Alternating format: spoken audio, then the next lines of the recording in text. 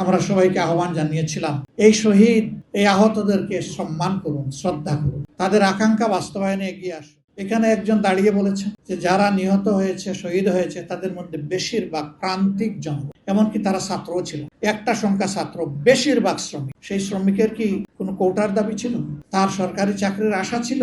সে ওঠার জন্য যায় নাই, সে গিয়েছিল ফেসিবাদ মুক্ত একটা বাংলাদেশ দেখতে।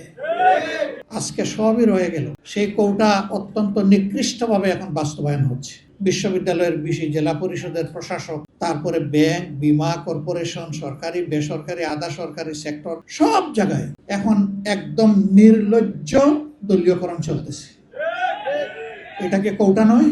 এখানে যোগ্য লোকদেরকে, দেশপ্রেমিক লোকদেরকে সরিয়ে দেওয়া হচ্ছে, বাছাই করে করে অসৎ দুর্নীতিপরায়ণ লোকদেরকে প্রধান প্রধান জায়গায় প্রদান করা হচ্ছে, যেন একটা দুর্নীতির স্বর্গরাজ্য কায়েম করা। আমরা আজকে কি জবাব দিব এই শহীদ পরিবারের সদস্যদের কাছে? কি জবাব দিব জুলাই যোদ্ধাদের কাছে, যে আকাঙ্ক্ষা নিয়ে তারা যুদ্ধ করেছিলেন, তাদের সন্তানরা জীবন দিয়েছিলেন? আমাদের কি জবাব? চিঠি লেখে খালি হাতে যুদ্ধ গিয়ে জীবন দেওয়া আনাসের মা বাবার কাছে আমাদের জবাব কি? জাবের ইব্রাহিমের মা বাবার কাছে জবাব কি? রিয়া গুপের মা বাবার কাছে আমাদের জবাব কি? শান্তর মা বাবার কাছে আমাদের জবাব কি?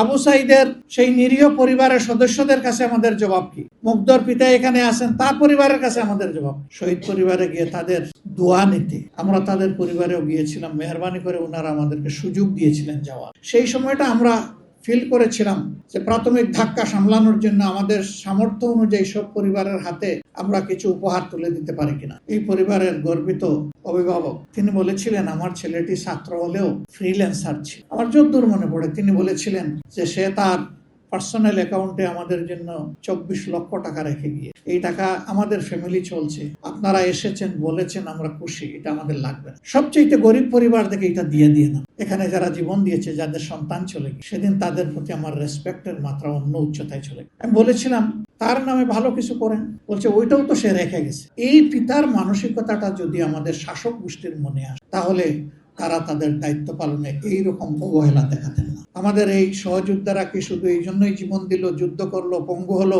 যে এক দলকে তাড়াইয়া আরেক দলকে আমরা বসাই? বরঞ্চ তারা সিস্টেমের পরিবর্তন চেয়েছে, একটা আমূল পরিবর্তন আসুক। সেই সরকারের আমলে শিক্ষাঙ্গন গুলা ছিল সবচেয়ে খারাপ, গণরুম, গেস্ট রুম করে সেখানে টর্চার সেল গঠন করা হয়েছে, এমনকি মেয়েদের হলে পড়ছে। তো সেই অবস্থা থেকে আল্লাহ তাআলা আমাদেরকে নাজাত দিলেন। এখন মনে হচ্ছে আবার আমরা সেই একই অন্ধকার গলিতে ঢুকে যাচ্ছি।